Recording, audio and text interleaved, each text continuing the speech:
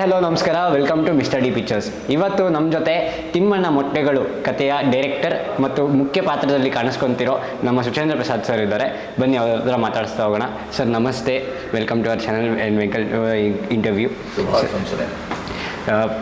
Sir ನಮಸ್ತೆ, welcome to the channel and welcome to the interview. Sir ನಿಮ್ಮ ಪ್ರಕಾರ ಪಾತ್ರ ಅಂದರೆ ಏನು ಸರ್? ಯಾವುದು ಪಾತ್ರೆಯನ್ನು ಹಿಡ್ಕೊಂಡು ಹೋಗೋಕ್ಕೆ ಅನುವು ಮಾಡೋದು ಅದು ಪಾತ್ರ. ಅಂದರೆ ಕಲಾವಿದ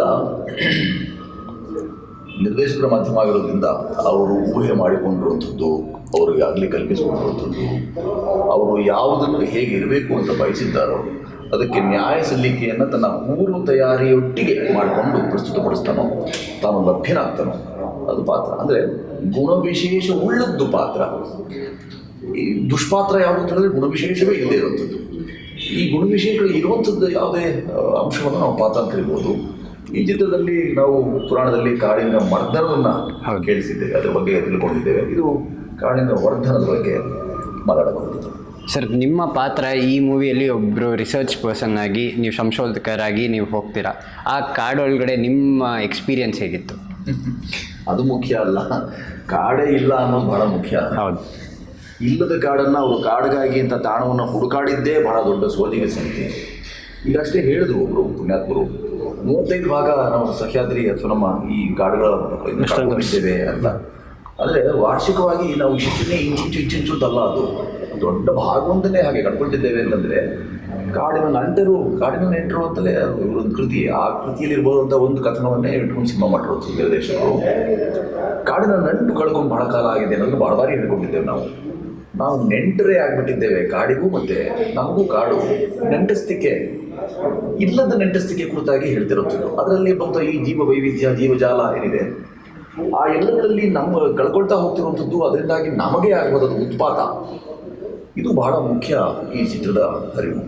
ಈ ಚಿತ್ರದಲ್ಲಿ ಬಹಳ ಸ್ಪಷ್ಟವಾಗಿ ಹೇಳುವಂಥದ್ದು ಏನು ಅಂದರೆ, ಕೇವಲ ಮುರುಘ ಅಷ್ಟೇ ಅಲ್ಲದೆ ನಮ್ಮ ಸಹ್ಯಾದ್ರಿ ಅಥವಾ ನಮ್ಮ ಈ ಪಶ್ಚಿಮ ಘಟ್ಟಗಳು ತಿಳ್ಕೊಂಡಿದ್ದೀವಲ್ಲ, ಈ ಪಶ್ಚಿಮ ಘಟ್ಟಗಳು ನಿಜವಾಗಿಯೂ ಪೂರ್ವೋತ್ತರ, ಅಂದರೆ ಪೌರ್ವಾತ್ಯ ಏನು ಕಳ್ಕೊಂಡು ನಾವು ಈಗ ಕಂಗಾಲಾಗಿದ್ದೇವೆ.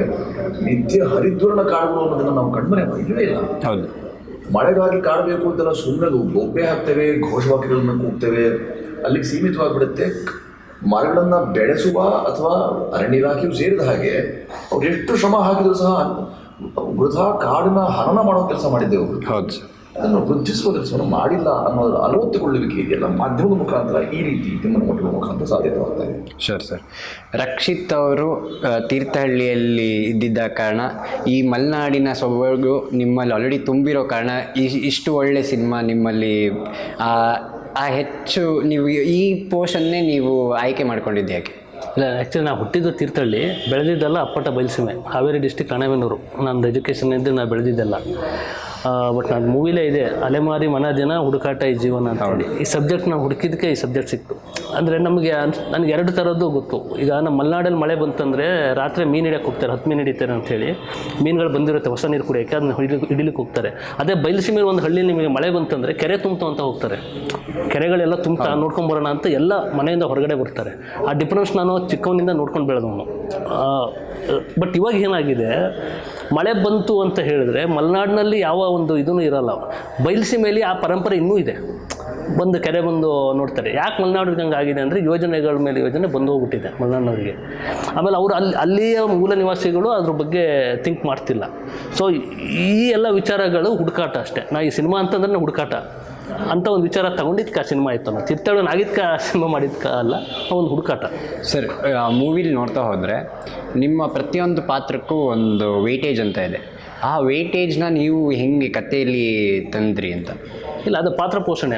ಈಗ ಒಂದು ಕ್ಯಾರೆಕ್ಟರೈಸೇಷನ್, ತಿಮ್ಮ ಕ್ಯಾರೆಕ್ಟರ್ ಆಗ್ಬೋದು, ಅವನಲ್ಲಿ ಮೂಲ ನಿವಾಸಿ ಅಂದಮೇಲೆ ಅವನಿಗೇನು ಆಧುನಿಕತೆ ಬಗ್ಗೆ ಗಂಧಗಾಳಿ ಗೊತ್ತಿಲ್ಲ, ಅವನು ಯಾವುದೋ ಒಂದು ಪಶ್ಚಿಮ ಘಟ್ಟದ ಮೂಲೆಯಲ್ಲಿ ಬದುಕ್ತಿದ್ದಾನೆ ಅಂತ ಹೇಳಿದಾಗ ಅವನ ಒಂದು ಕ್ಯಾರೆಕ್ಟರೈಸೇಷನ್ ಆಗ್ಬೋದು. ಅವನು ತಿಮ್ಮ ಅನ್ನೋ ಒಂದು ನೇಮ್ ಇಟ್ಕೊಂಡಿದ್ದಾನೆ, ಓಕೆ ಅವ್ನು ತಿಮ್ಮ, ಯಾವುದೋ ಮೂಲೆ ತಿಮ್ಮ, ಈ ಥರ ಒಂದು ಕಟ್ಕೊಡ್ಬೇಕು ಅವನು. ಬಟ್ ಅವನು ಅಮಾಯಕ, ಅದನ್ನು ಕೂಡ ನಾನು ಕಟ್ಕೊಡ್ಬೇಕು ಅಂತ ಕ್ಯಾರೆಕ್ಟರ್ಗಳ ಹುಡುಕಾಟ, ಮತ್ತು ಅವನಿಗೆ ಅದನ್ನು ಕ್ಯಾರೆಕ್ಟರೈಸೇಷನ್ನ ತಾಗಿಸಿರೋದು, ಇದೆಲ್ಲ ನಮಗೊಂದು ಸವಾಲೇ ಆಗಿತ್ತು. ಯಾಕಂದರೆ ಆ ವ್ಯಕ್ತಿ, ತಿಮ್ಮನ ಕ್ಯಾರೆಕ್ಟರ್ ಮಾಡಿರೋವಂಥ ವ್ಯಕ್ತಿ ಬಂದು ಒಬ್ಬ ಹಾಸ್ಯ ನಟ ಅವರು ಅಲ್ಲಿ ನಾಟಕಗಳಲ್ಲಿ ಮಾಡೋರು, ಅವ್ರನ್ನ ಒಂದು ಗಂಭೀರ ಪಾತ್ರಕ್ಕೆ ತಗೊಂಬರ್ಬೇಕಂದ್ಮೇಲೆ ಅದು ದೊಡ್ಡ ಟಾಸ್ಕ್ ನಮಗೆ. ಒಂದು ಕಡೆಯಿಂದ ಪ್ರೀ ಪ್ರೊಡಕ್ಷನ್ ನಡೀತಿದ್ರೆ, ಒಂದು ಕಡೆಯಿಂದ ಇವರಿಗೆ ಆ ಸ್ಕ್ರಿಪ್ಟ್ ಓದಿಸೋದು ಅದೆಲ್ಲ ನಡೀತಾ ಹೋಗ್ತಿತ್ತು. ಇನ್ನು ಸುಚೇಂದ್ರ ಸರ್ ರೋಲಿಗೆ ಅದೊಂದು ಗಂಭೀರ ಪಾತ್ರ, ಅವನಿಗೆ ಅಪೋಸಿಟ್ ಆಗಿರೋ ಪಾತ್ರ ಬೇಕು. ಆ ಗಂಭೀರ ಒಂದು ಪಾತ್ರ ಬೇಕು ಅಂತಂದಾಗ ನನಗೆ ಸುಚೇಂದ್ರ ಸರ್ ಹತ್ರ ನಾವು ಹೊಮ್ಮಣ್ಣ ಆಲ್ರೆಡಿ ಒಂದು ಸಿನಿಮಾ ಮಾಡಿದ್ದೆ, ಅಲ್ಲೊಂದು ಡೇವಿಡ್ ಫರ್ನಾಂಡಿಸ್ ಅಂತ ಒಂದು ಲಾಯರ್ ಪಾತ್ರ ಮಾಡಿದರು. ನಂಗೆ ಅಲ್ಲಿ ಗೊತ್ತಿತ್ತು ಈ ಪಾತ್ರ ಕೊಟ್ಟರೆ ಸುಚೇಂದ್ರ ಸರ್ ಮಾಡ್ತಾರೆ ಆರಾಮಾಗಿ, ಅದೊಂದು ತೂಕ ಹೆಚ್ಚಾಗುತ್ತೆ ಅಂಥೇಳಿ. ಹಾಗಾಗಿ ಆ ಒಂದು ಇದರಲ್ಲೇ ನಿಟ್ಟಿನಲ್ಲೇ ನಾವು ಕ್ಯಾರೆಕ್ಟರ್ನ ಹುಡುಕಿದ್ದು. ಸುಚೇಂದ್ರ ಸರ್, ನೀವು ತಿಮ್ಮನ ಪಾತ್ರದಲ್ಲಿ ಇದ್ದಿದ್ರೆ ನೀವು ಯಾವ ಕಡೆ ಹೋಗ್ತಿದ್ರಿ? ಈ ಕಡೆ ವೆಂಕಟಯ್ಯ ಸೈಡ್ ಹೋಗ್ತಿದ್ರಾ ಅಥವಾ ಈ ಕಡೆ ನಿಮ್ಮ ಪಾತ್ರದ ಕಡೆ ಹೋಗ್ತಿದ್ರ? ಪ್ರಸ್ತುತ ಪ್ರಶ್ನೆಗಳಿಗೆ ಸಂಬಂಧ ಉತ್ತರ ದಕ್ಕಿದ್ದು. ಅಪ್ರಸ್ತುತ ಈಗಾಗಲೇ ಘಟಿತವಾಗಿ ಚಿತ್ರ ನಿರ್ಮಿತಿ ಆದಮೇಲೆ ಆಗಿದ್ದರಿಂದ ರೇಖೆ ಮನಸ್ಸಲ್ಲಿ ಹಾಕಿರಬೇಕು. ತಿಮ್ಮ ಹೇಗೆ ಯೋಚನೆ ಮಾಡಿದ್ನೋ ಅದಕ್ಕಿಂತ ತೀವ್ರವಾಗಿ ಪ್ರತಿರೋಧವನ್ನು ಬೇಕು ಬೇಡಗಳ ಬಗ್ಗೆ ನಾನು ವೈಯಕ್ತಿಕವಾಗಿ ಯೋಚನೆ ಮಾಡ್ತಿದ್ದೆ. ಅದು ಪ್ರಾಯ ಹಾಗಲ್ಲದೆ ತಿಮ್ಮ ಹೇಗಿರಬೇಕು ಅಂತ ನಿರ್ದೇಶಕರು ಬಯಸ್ತಿದ್ರು, ಆ ರೀತಿಯಲ್ಲಿ ಪ್ರಾಯ ವರ್ತಿಸ್ತಾ ಇದ್ದೇನೋ. ಅಂತಿಮವಾಗಿ ನಾನೇನು ಮಾಡ್ತೀನಿ ಅನ್ನೋದಕ್ಕಿಂತಲೂ ನಿರ್ದೇಶಕರ ಮಾಧ್ಯಮವಾಗಿ ನಿರ್ದೇಶಕರು ಇದನ್ನು ಹೇಗೆ ಬಯಸಿದ್ದಾರೆ ಇದನ್ನು ಏನು ಹೇಳಿಕೊಟ್ಟಿದ್ದಾರೆ, ಹೇಗೆ ಹೇಳ್ತಾ ಇದ್ದಾರೆ, ಹೇಳೋದ್ರ ಮುಖಾಂತರ ಏನು ಸಾಧ್ಯವಾಗುತ್ತೆ ಅನ್ನೋದರ ಪೂರ್ವಕಲ್ಪನೆ ಇಟ್ಕೊಂಡು ಯಾವ ಕಡೆ ವಾಲಿಕೆ ಇರಬೇಕಾಗಿತ್ತು ಆ ರೀತಿ ನಿರ್ದೇಶಕರು ಕೊಟ್ಟ ಅಣತಿಯ ಪ್ರಕಾರ ನಡ್ಕೊಳ್ತೀವಿ. ಸರ್, ಈಗ ನಾನು ಏಕೆ ಈ ಪ್ರಶ್ನೆ ಕೇಳಿದ್ದು ಅಂದರೆ, ಒಂದು ಕಡೆ ವೆಂಕಟಯ್ಯ ಹೇಳ್ತಿರೋದೂ ನಮಗೆ ಸರಿ ಅನ್ನಿಸ್ತಿತ್ತು. ಈ ಕಡೆ ನಾವು ತಿಮ್ಮನ ಸ್ಥಾನದಲ್ಲಿ ನಿಂತು ನೋಡಿದಾಗ ನಾವು ಒಂದು ಕನ್ಫ್ಯೂಷನ್ಗೆ ಹೋಗ್ತೀರಿ ಮೂವಿ ನೋಡಿದಾಗ. ಸೊ ಈ ಕಡೆ ನೀವು ರಿಸರ್ಚರ್ ಆಗಿ ನೀವು ನಿಮ್ಮ ಕಡೆಯಿಂದ ಏನೇನು ಹೇಳ್ತಿದ್ರಿ ಅದನ್ನು ಸರಿ ಅನ್ನಿಸ್ತಿತ್ತು. ಸೊ ಆ ಇದ್ರ ಮಧ್ಯೆ ಹೆಂಗೆ ಬ್ಯಾಲೆನ್ಸ್ ಮಾಡುತ್ತೆ? ಪರಿಸ್ಥಿತಿ ದಾಸ ಮನುಷ್ಯ. ತಿಮ್ಮ ತಾನು ಹಾಗೆ ಯೋಚನೆ ಮಾಡೋದಕ್ಕೆ ಅವನದೇ ಆದ ಕಾರಣಗಳಿವೆ. ಈಗ ಒಂದಷ್ಟು ಅನುಭವಜನ್ಯ ಮತ್ತು ಒಂದಷ್ಟು ಅನುಭವದ ಬಹಳ ದೊಡ್ಡ ಸಂಗ್ರಹ ಇಟ್ಕೊಂಡಂಥ ವೆಂಕಟೇಶ್ವರವರಾಗಿರಲಿ ಮತ್ತೊಬ್ಬರಾಗಿರಲಿ, ಅವರು ಹೇಳ್ತಿರುವಂಥ ಬುದ್ಧಿಮಾತು, ಅವ್ರಿಗಿರುವಂಥ ಕಳಕಳಿ, ಪ್ರಜ್ಞೆ ಮತ್ತು ಕಾಳಜಿ, ಇವಳ ಮುಖಾಂತರ ಹಾಗೆ ಮಾಡಬೇಡ, ಇದು ನಮ್ಮವನು, ಅದು ಭಾಳ ಮುಖ್ಯವಾಗಿ ಹೇಳ್ತಾರೆ. ಅದು ಸಾಲು ಬರುತ್ತೆ. ಇಂದು ಇದು ಹುಡುಕಾಟ ಅಂತ ಮಾಡಿ ಸಂಶೋಧನೆ ಮಾಡಿ ಹೊರಡ್ಬಿಡ್ತಾರೆ. ಅಂತಿಮವಾಗಿ ನಾವು ಪಾರಸ್ಪರಿಕವಾಗಿ ಆಗಬೇಕು ಅಂತ ಮಾತು ಹೇಳ್ತಾರೆ. ಅದು ಸತ್ಯ ಕೂಡ. ಹಳ್ಳಿಗಳಲ್ಲಿ ಯಾರು ಅಳಿಯ ಬಂದಂಥ ಮಗನ ದೂರ ಮಾಡಬಾರ್ದು ಅನ್ನೋ ರೀತಿಯಲ್ಲಿ ಒಂದು ಗಾದೆ ಮಾತೆ ನಮ್ಮಲ್ಲಿ. ಇವರು ಸಾಂದರ್ಭಿಕವಾಗಿ ಯಾವುದೋ ಕಾರಣಕ್ಕೆ ಅನ್ಯಾನ್ಯ ಕಾರಣಗಳಿಗೆ ಬಂದಂಥವ್ರಿಗೆ ನಾವು ಮನೆಗೆ ಇವತ್ತು ಹಾಕಿದ್ರೆ ನಾಳೆ ನಮಗೆ ಅದಾದಾಗ ನೇರ ಪ್ರಶ್ನೆ ಕೇಳ್ತಾರೆ. ಹಾಗೊಮ್ಮೆ ವ್ಯತ್ಯಾಸವಾಗುವಂಥದ್ದು, ಅದು ಸಂಖ್ಯಾ ದೃಷ್ಟಿಯಿಂದ ಇರ್ಬೋದು ಅಥವಾ ಬೇರೆ ಇನ್ಯಾವುದೋ ನಂಬಿಕೆ ದೃಷ್ಟಿಯಿಂದ ಆಗಿರ್ಬೋದು, ವ್ಯತ್ಯಾಸ ಉಂಟಾಗೋದಾದರೆ ಅದಕ್ಕೆ ಹೊಣೆಗಾರರೇ ಯಾರು ಅಂತ ಕೇಳ್ತಾರೆ. ಅದು ಬಹಳ ಮೌಲಿಕವಾದ ಪ್ರಶ್ನೆ ಸಹ. ಇಂಥ ಪ್ರಶ್ನೆಗಳನ್ನು ಇರಿಸಿಕೊಂಡು ಯಾವೆಡೆಗೆ ಹಾಗೆ ಮಾಡಿಬಿಡ್ತಾರೆ. ಅದು ಈಗ ಪಾತ್ರದ ಹಂಚಿಕೆ ಮಾಡಬೇಕಾದಾಗಲಿ ಅದಕ್ಕೊಂದು ವಿಶೇಷ ಇರುತ್ತೆ. ಅದರ ಸತ್ವವನ್ನು ಮಹತ್ವವನ್ನು ಹೇಗೆ ದಾಟಿಸಬೇಕು ನಿರ್ದೇಶಕರು ತೀರ್ಮಾನ ಮಾಡಿರ್ತಾರೆ. ಆ ರೀತಿ ವೈಯಕ್ತಿಕವಾಗಿ ಕೇಳಿದಾಗ ಮನುಷ್ಯ ಪರಿಸ್ಥಿತಿ ದಾಸ್ಯದಿಂದಾಗಿ ನಾನು ಎಷ್ಟು ಬಿಟ್ಟುಕೊಡ್ತೇನೆ ಕಳ್ಕೊಳ್ತೇನೆ ಅನ್ನೋ ತೀರ್ಮಾನವೂ ಆ ವ್ಯಕ್ತಿದೇ ಆಗಿರುತ್ತೆ. ಆ ವ್ಯಕ್ತಿ ಅಕಸ್ಮಾತ್ ಇಲ್ಲ ನನಗೆ ಇದು ಮೇಲು ನಾಲ್ಕಾರು ಬಾರಿ ಚಿತ್ರದಲ್ಲಿ 40 ಕೊಡ್ತೀನಿ ತಿಮ್ಮ, ನನಗೆ ಒಬ್ಬ ಮಗ ಇದ್ದಾನೆ, ನನಗೆ ಹೆಂಡತಿ ಇದ್ದಾಳೆ, ಇರೋಕೆ ಮನೆ ಬೇಕು, ಹೌದು, ಆ ಮನೆಗೆ ಇವ್ರು ಯಾರು ಸಹಾಯ ಮಾಡಲಿಲ್ಲ ಅನ್ನೋದೆಲ್ಲ ಮಾಡಬೇಕಾಗಿರ್ತಾರೆ ನಿರ್ದೇಶಕರು. ಅವ್ರು ಯಾರೋ ಸಹಾಯ ಮಾಡಿದ್ದಿದ್ರೆ ಮೊದಲೇ ಆ ಥರದ ಪಾರಸ್ಪರಿಕ ಕೊಡುಗೊಳ್ಳುವಿಕೆ ಆದಾನ ಪ್ರದಾನ ಇದ್ದಿದ್ರೆ ಪ್ರಾಯ ಅವನು ಇವ್ರನ್ನ ಕೇಳ್ತಾನೆ ಇಲ್ಲ. ಮೊದಲಿಗೆ ಅವ್ನು ಹೇಳೋದೇ ಇಲ್ಲಪ್ಪ ನಮ್ಗೆ ಬೇಡ, ಅದು ದೈವ, ಅದು ನಮ್ಗೆ ಎಲ್ಲರ ಹೋಗೋಕ್ಕಾಗುತ್ತಾ ಅನ್ನೋದೇ ಕೇಳ್ತಾನೆ ಅವನು. ಆದರೆ ಅವನ ನೈತಿಕ ಪ್ರಜ್ಞೆ ಇದೆಯಲ್ಲ ಅದು ಅವನನ್ನು ಪ್ರತಿಬಂಧಿಸ್ತದೆ. ಆ ಕಾರಣಕ್ಕಾಗಿ ಕಥೆಯ ಓಗ ಮತ್ತು ವೇಗ ನೋಡಿದಾಗ ನಿಮಗೆ ಮೊದಲೇ ದಿವಸವೇ ಹೋಗಿ ತಂಡಬಹುದಾಗಿತ್ತು ಅವನು. ಆದರೆ ಅವನು ಬಹಳ ಬಾರಿ ಹುಡುಕಾಡಿದ ನಂತರವೂ ಅನ್ಯಮನಸ್ಕರಾಗಿ ಗೊತ್ತಿರಬಹುದು, ಸಿಗದೆ ಹೋಗ್ಲಪ್ಪ ಅನ್ನೋ ಮನಸ್ಸು ಇರಬಹುದು. ಈ ಥರದ ಅನೇಕ ಛಾಯೆಗಳು ನಮ್ಗೆ ಕಾಣ್ತಾ ಇವೆ. ಆ ಥರ ಎಲ್ಲ ಛಾಯೆಗಳು ಇಟ್ಕೊಂಡು ನೋಡಿದಾಗ ಚಿತ್ರವನ್ನು ನೋಡಬೇಕಾದಾಗ ಬೇರೆ ಬೇರೆ ಮಕ್ಕಳು, ಬೇರೆ ಬೇರೆ ಪಾರ್ಶ್ವಗಳು ನಮಗೆ ತಕ್ಕಂತೆ ಗೋಚರವಾಗುತ್ತೆ. ಯಾರು ಹೇಗೆ ಅವರವರು ಮನಸ್ಥಿತಿ ಇರುತ್ತೋ ಅದಕ್ಕೆ ತಕ್ಕನಾದಂಥ ದಕ್ಕುವಿಕೆ ಅವರಿಗಾಗುತ್ತೆ. ತಿಮ್ಮನೊಟ್ಟಿಗೆ ಅಥವಾ ತಿಮ್ಮನ ಸಾಹಚರ್ಯದೊಟ್ಟಿಗೆ ತಿಮ್ಮನ ಮನಸ್ಥಿತಿಯೊಟ್ಟಿಗೆ ಗುರುತಿಸ್ಕೊಳ್ಳುವಂಥವ್ರು ಸದ್ಯ ಆಯಿತು. ಯಾರು ಲಂಪಟ್ಟರಿದ್ರೆ, ವಿಷಯ ಲಂಪಟ್ಟರಿತ್ತು ಅಂತಂದರೆ ಹಣ ಸಿಗ್ತಾ ಇದೆಯಲ್ಲ, ಈ ಕಡೆ ಹೋಗೋದೇ ಸರಿ ಅಂತ ಹೇಳ್ರು. ಅಥವಾ ಇಲ್ಲ ಇದು ತಪ್ಪು, ಈ ನೆಲದಲ್ಲಿ ಇನ್ನೂ ಅನೇಕ ಇಂದಿನ ನಾನು ಹಾತೊರೆಯುವಿಕೆ ಇದೆಯಲ್ಲ, ಇಂದು ನಾನು ಅಕಸ್ಮಾತ್ ಇದಕ್ಕೆ ದಾಸನಾಗ್ಬಿಟ್ರೆ ನಾಳೆ ಅನೇಕ ಬಗೆಯ ಸಮಸ್ಯೆಗಳು ತಂದವರ್ಬೋದು ಅಂತ ಅಕಸ್ಮಾತ್ ಇತ್ತು ಅಂತಂದರೆ ಪ್ರಾಯ ಆ ಕಡೆ ನಾವು ಹೋಗೋದಿಲ್ಲ ಅಂತ ಬಿಟ್ಟುಬೋದಾಗಿತ್ತು. ಈಗ ಚಿತ್ರದಲ್ಲೂ ಅಂತಿಮವಾಗಿ ಅದರದಾದಂಥ ಒಂದು ಯಾವುದೋ ಕೌಟುಂಬಿಕ ಅವಘಡ ಅಥವಾ ಏನೋ ವ್ಯತ್ಯಾಸಕ್ಕಾಗಿ ಅದಾಗಲೇ ಹೋದದ್ದೇ ಅಥವಾ ಬಾರಿ ಅಲವತ್ತುಕೊಳ್ಳದೆ ಇದರಿಂದಾಗಿಯೇ ಇತ್ತು ಪ್ರಜ್ಞೆ ಅಂತ ಹೇಳ್ತಾರೆ. ಸಾರಿ ಹೇಳ್ತಾ ಇದೆ ತಿಮ್ಮನ ಪ್ರಜ್ಞೆ ಏನು, ಇದರಿಂದಾಗಿ ಅಂದರೆ ಆ ನಂಬಿಕೆ, ಅವ್ರ ಆ ನಾಗನ ಮೇಲಿರೋ ಆ ನಂಬಿಕೆ, ಆನ್ವಯಿಕ ಸತ್ಯ. ನಂಬಿಕೆ ಅಷ್ಟೇ ಅಲ್ಲ, ಆನ್ವಯಿಕ ಸತ್ಯ. ಅದೇನು ಅಂದರೆ ಮನುಷ್ಯನಿಗೆ ಅದೊಂದು ಗುಣ. ಅದು ಸಾಮಾನ್ಯವಾಗಿ ಏನಾದ್ರು ಘಟಿಸ್ತು ಅಂತಂದರೆ ಇದಕ್ಕಾಗೇ ಇರಬಹುದು ಅನ್ನೋದೊಂದು ಪೂರ್ವ ನಿರ್ಧಾರಿತವಾದ್ದು, ಪೂರ್ವ ನಿಶ್ಚಿತವಾದ್ದು, ಹೀಗೆಲ್ಲ ಯೋಚನೆ ಮಾಡ್ತಾನೆ. ಆ ಎಲ್ಲ ಅಂಶಗಳನ್ನು ದಟ್ಟವಾಗಿ ತಿಮ್ಮನ ಮಟ್ಟಗಳು ದಾಖಲಿಸ್ತಾ. ಆದ್ದರಿಂದ ಯಾರು ಯಾವೆಡೆ ವಾಲಿಕೆ ಇರಬಹುದಾಗಿತ್ತು ಅನ್ನೋದೆಲ್ಲ ವ್ಯಕ್ತಿಗತ ವಿಚಾರ.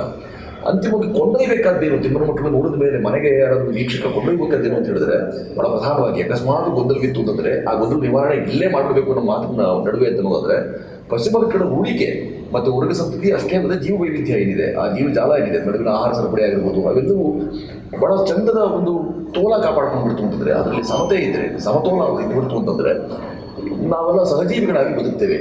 ಈ ಜಗತ್ತು ಈ ಭೂಮಿ ಇದೆಲ್ಲ ಕೇವಲ ಮನುಷ್ಯರಿಗೆ ಸೀಮಿತವಲ್ಲ, ನಾವೆಲ್ಲ ಸಹಜೀವಿಗಳಾಗಿ ಬದುಕ್ತಾ ಇದ್ದೇವೆ ಅನ್ನೋ ಒಂದು ಸತ್ಯವನ್ನು ಸಾರ್ಥ ಆಗುತ್ತೆ. ಶೋರ್ ರಕ್ಷಿತ್ ಸರ್, ಇವಾಗಿನ ಟ್ರೆಂಡ್ ಇವಾಗ ಕಮರ್ಷಿಯಲ್ ಮೂವೀಸ್ ಅನ್ನೋದು ಒಂದು ಟ್ರೆಂಡ್ ಸ್ಟಾರ್ಟ್ ಆಗ್ಬಿಟ್ಟಿದೆ.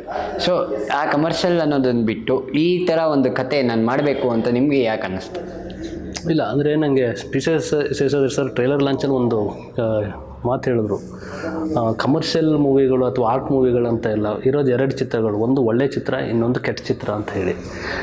ಅಂದರೆ ಎರಡಕ್ಕೂ ಶ್ರಮ ಇರುತ್ತೆ, ಬಟ್ ನೋಡಿದಾಗ ಅದು ಒಂದು ಒಳ್ಳೆ ಚಿತ್ರ, ಒಂದು ಕೆಟ್ಟ ಚಿತ್ರ ಅಂತ ನಾವು ಇದು ಮಾಡಬೇಕು. ಬಿಟ್ಟರೆ ಒಂದು ಕಮರ್ಷಿಯಲ್ ಆರ್ಟನ್ನು ಅದು ನಾವೇ ಮಾಡ್ಕೊಂಡಿರೋದು. ಒಂದು ಕಮರ್ಷಿಯಲ್ ಅಂದ ತಕ್ಷಣ ಒಂದು 4 ಫೈಟ್ ಹಾಕ್ಬಿಟ್ಟು ಒಂದೆರಡು ಡ್ಯಾನ್ಸ್ ಹಾಕಿ ಅದೊಂದು ಚೌಕಟ್ಟು ಕಟ್ಕೊಂಡಿದ್ದೀವಿ.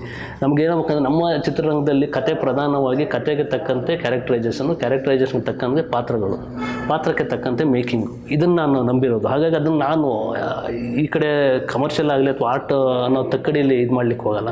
ಈ ಥರ ಸಿನಿಮಾ ನೋಡೋ ಆಸಕ್ತರ ಸಂಖ್ಯೆ ಕಡಿಮೆ ಇರ್ಬೋದು, ಬಟ್ ಅದು ವೃದ್ಧಿ ಆಗುತ್ತೆ ಮುಂದಿನ ದಿನಗಳಲ್ಲಿ ಈ ಥರ ಸಿನಿಮಾಗಳು ಬಂದಾಗ.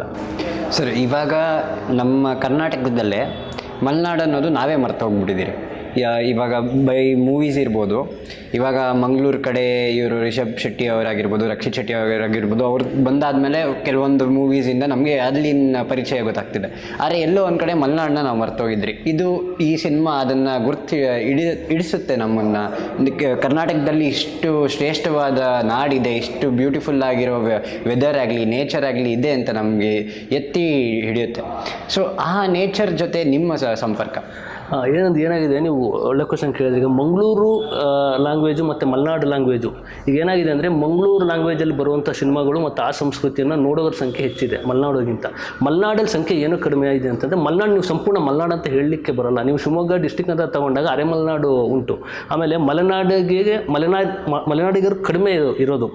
ಆ ಥರ ನೋಡಿದ್ರೆ ಘಟ್ಟದ ಕೆಳಗಿಂದ ಮಂಗಳೂರಿನದು ಒಂದು ಮಲೆನಾಡಲ್ಲಿ ನೆಲೆಸಿದವರು ಇದ್ದಾರೆ. ನಿಮಗೆ ಬಾಳೆಹೊನ್ನೂರು, ಜೈಪುರ ಆಗ್ಬೋದು, ಶೃಂಗೇರಿ ಆಗ್ಬೋದು, ಇವನ್ ನಮ್ಮ ತೀರ್ಥಹಳ್ಳಿ ಆಗ್ಬೋದು, ಸಾಗರ ಆಗ್ಬೋದು, ಇಲ್ಲೆಲ್ಲ ಬೇರೆ ಹೊರಗಡೆಯಿಂದ ಬಂದು ನೆಲೆ ನಿಂತವ್ರದ್ದು ಜಾಸ್ತಿ ಇದೆ. ಹಾಗಾಗಿ ಸಂಪೂರ್ಣ ಮಲೆನಾಡು ಲ್ಯಾಂಗ್ವೇಜಲ್ಲಿ ಮಿಶ್ರಣ ಇದೆ. ನಿಮಗೆ ಕುಂದಾಪುರ ಮಲೆನಾಡು ಲ್ಯಾಂಗ್ವೇಜ್ ಮಿಕ್ಸ್ ಮಾಡಿ ಮಾತಾಡ್ತಾರೆ ಜೈಪುರದಲ್ಲಿ.